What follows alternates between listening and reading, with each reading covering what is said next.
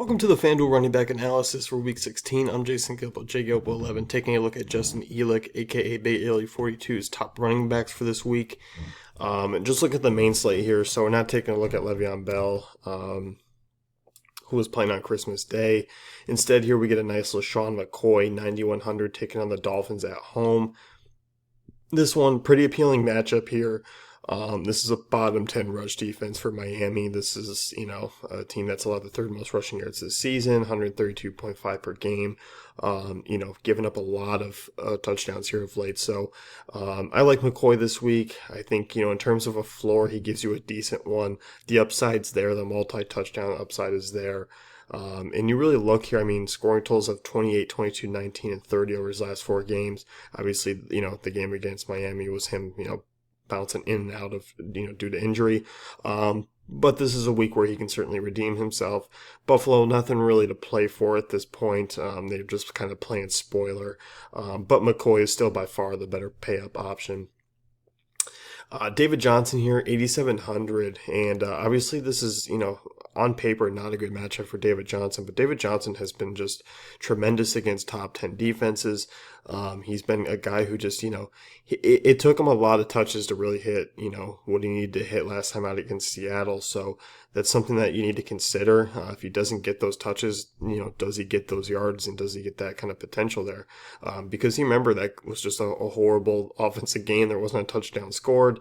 And Johnson still put up, I believe it was 20 plus FanDuel points. So, this is a guy who I think overall has a reliable floor.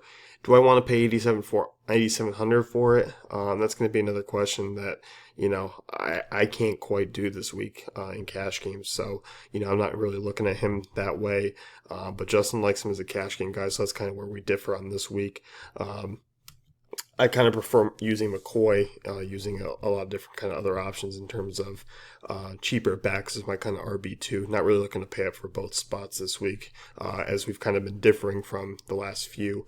GPP running backs, usually this would be a prime spot where we'd be, licking our chops, but Todd Gurley, 7,900 against the Niners. This Niners team has been horrible, giving up big games here of late to Bilal Powell, Devontae Freeman. You name it, whoever's played him. Well, you can't name it because Todd Gurley's been the only one who really hasn't done a great job against the San Francisco defense. Is that going to change this week? It could. I'm still not going to be buying it in terms of going 100% Todd Gurley and just rushing him out there like any other back against the Niners at this point because this offense is just simply not good.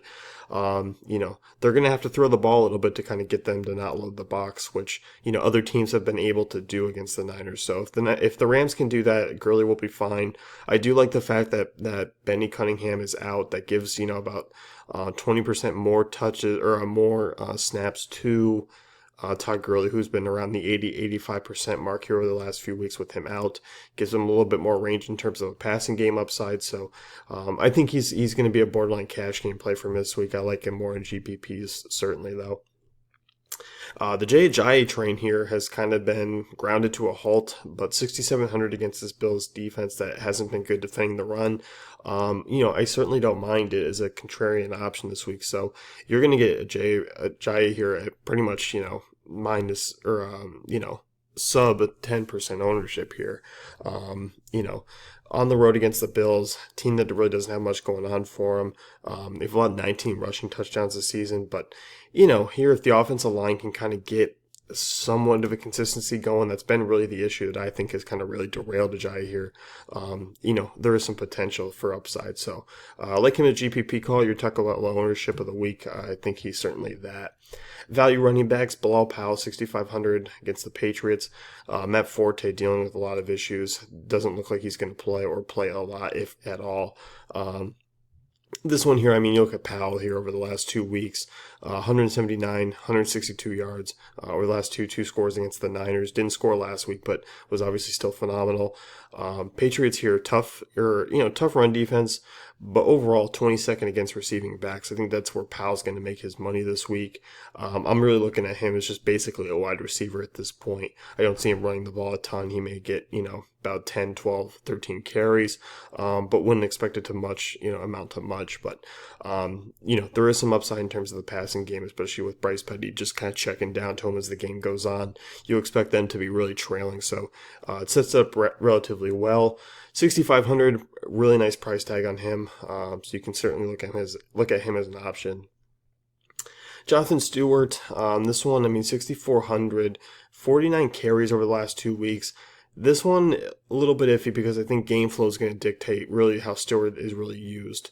I kind of see Atlanta jumping out, which means I don't think Jonathan Stewart's going to see 20-plus carries this week. If the game stays close, then he will. If that happens, it's a legitimate chance of him being a decent high-floor player. So I think in terms of volume, it really is going to be a game flow thing. I don't think it's a for sure bet with Jonathan Stewart. I'd rather kind of look at other options. One guy I'm taking a look at, Rob Kelly, who I like quite a bit this week. 5,800. This is a guy who's going to be in line for 15 plus touches on the ground.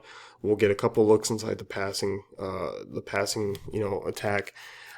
I don't mind him. I think Chicago here allowing the fourth most fantasy points over the last 5 weeks. That rush defense is really taking a hit with injuries.